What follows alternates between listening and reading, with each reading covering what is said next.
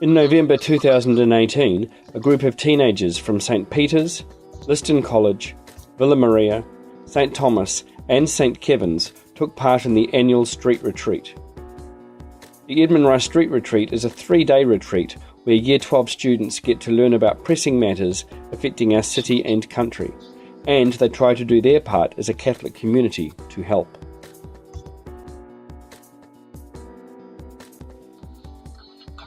We do the street retreat as a way for us to not only give back to our local communities, but also to learn more and educate our hearts and minds to be more aware of the matters that affect a lot of people every single day.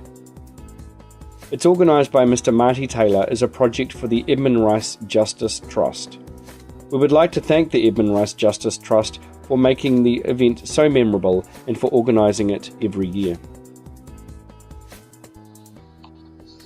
We went into a sacred space and sat on chairs that had been set in a circle around a table with a candle and stones laid out in a spiral pattern. Kathy Harrison is the regional manager for the Christian Brothers Oceania New Zealand province. She talked to us about how we would be transformed if we allowed ourselves to be open to the Holy Spirit. Then Mr. Kennedy sent us off to learn more about each other by making us go around and ask questions that were on a sheet of paper. Could you eat a whole pizza? Do you like the colour green? Are you a Harry Potter fan? These were just some of the questions, as well as the challenge of drawing one another's faces. But there was lots of fun and laughter everywhere as we got more and more used to being around each other. We realised we'd need to be trusting each other a lot. On Thursday afternoon, we headed to St. John of God Hospital in Hallswell, just out of Christchurch. St. John of God Hospital is a place where people with physical and neurological impairments can come to have help with therapy and rehab and friendship. Visiting this place was a surprising experience, as many of us live very close to the hospital but had never been inside. We had no idea what happened here, but after visiting here, we have realised what great things the staff at St. John of God Hospital do. We learnt how caring the people were at the hospital. Also, we were blown away by how non-judgmental the people at the hospital are. The biggest thing we saw was that even though these people might have impairments, they didn't worry about that. They were so positive and optimistic with their lives. It was a place of hope and fun.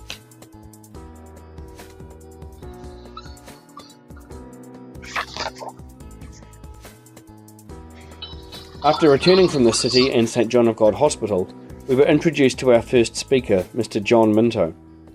John is a political activist known for his involvement in various left-wing groups and causes. Most notably, his involvement in the Halt All Racist Tours group, which was a protest during the South African rugby tour in New Zealand many years ago.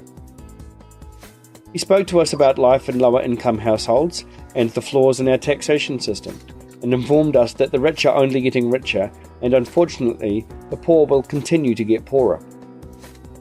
He also outlined the main negative repercussions that come from tax evasion and money laundering. Overall, it was a very eye-opening and informing, and we believe we all took a lot from this to use to help prevent crimes and issues from continuing in the future. So while some of us were sleeping at rough outside, we also had to eat food on a small budget. In groups of around 8, we were given $12 for the whole group to buy ourselves a spectacular dinner. Most of the groups got some hot chips and bread and filled ourselves with that. We did this because we wanted to see how it was to survive on someone else's budget and their mindset. We learnt pretty quickly that it's quite a struggle just eating carb-packed foods, but also we realised how hard it was by doing this every day with such a small budget. We really felt empathy for those who had this as a day-to-day occurrence, and it opened our eyes to a lot of issues around us.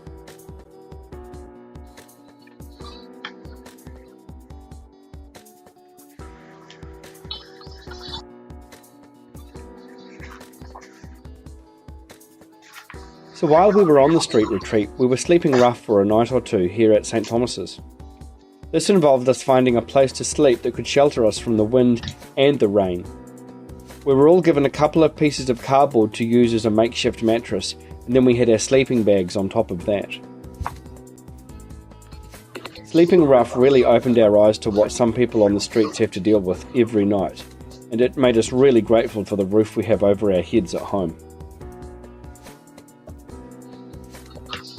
Constables Rick and Megan arrived on Friday morning to talk to us on fixing problems relating to drugs and the relationships with Maori and police.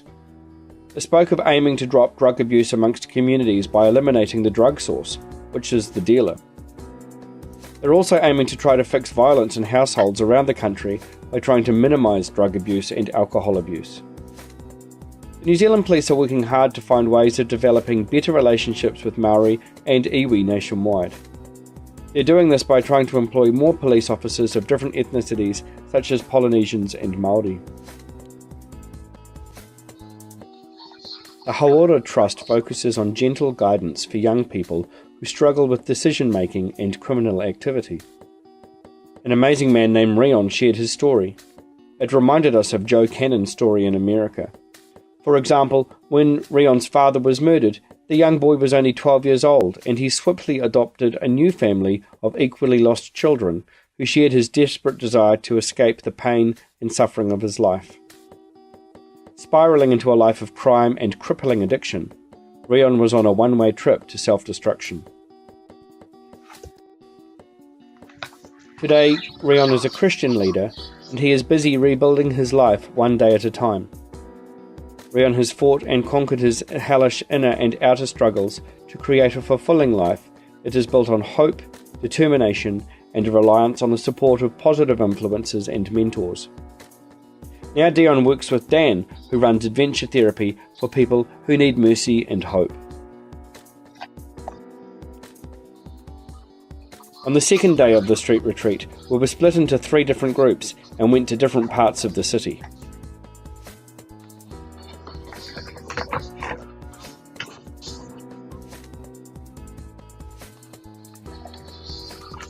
Some guys sold second-hand toys outside the front of the Sir Vincent de Paul shop. For them, meeting people from the community and seeing the children with such delight in their faces with their new toys was a really rewarding part of the day. The amazing gratitude that the people showed for receiving even the smallest help was something which stayed with us after this experience. Some of the group assisted with manual work around the property, like washing the delivery truck and weeding the vegetable patch. These vegetables are grown and looked after by the locals and are intended to be eaten by the hungry and poor who visit the garden. Although many of the people we met as they came into the store did not have much in materialistic goods, it was evident that what mattered more was the hope and love that they held in their hearts. It's important for us as a Catholic school to volunteer at St. Vincent de Paul and be able to give back and help out others in need. In the words of Matthew's Gospel, I was hungry and you gave me something to eat. I was thirsty and you gave me something to drink. I was a stranger and you invited me in. Another group was stationed at the City Mission on the second day of the retreat. They were exposed to a section of the City Mission dedicated to the men's homeless shelter. For some of the girls on the street retreat, this was a bit of a shock as they were introduced to the hardship that men face as they're usually overlooked by society. Christchurch City Mission were very appreciative of the cans donated by the St. Thomas's crew, and it was very gratifying to see how we have the ability to help others in such a significant way. As it says in the Bible, the righteous one, the servant, shall make many righteous, and he shall bear their iniquities.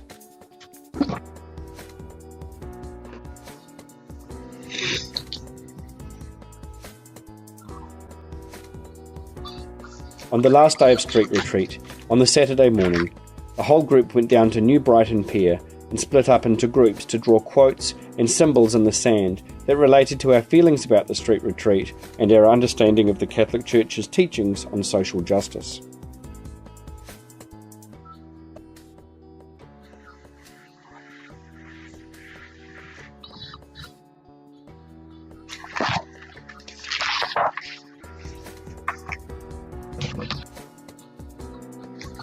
The aim of the activity was to spread the awareness of the Church's teachings about the homeless, the poor, and accepting others.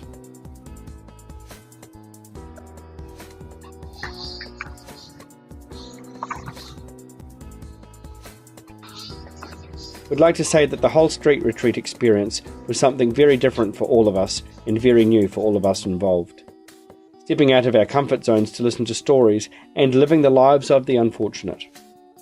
We'd like to challenge the Year 12s next year to take the opportunity and go for it. The Edmund Street Retreat is something you don't want to miss out on. Experience the true understanding of hope, gain some wisdom, get out there and make a change.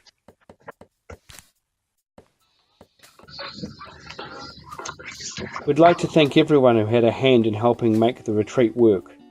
That retreat would not have been possible without the incredible support of organisations such as the St John of God Hawara Trust, the St Vincent de Paul Society, the Salvation Army, the City Mission and the Ibn Rice Justice Trust.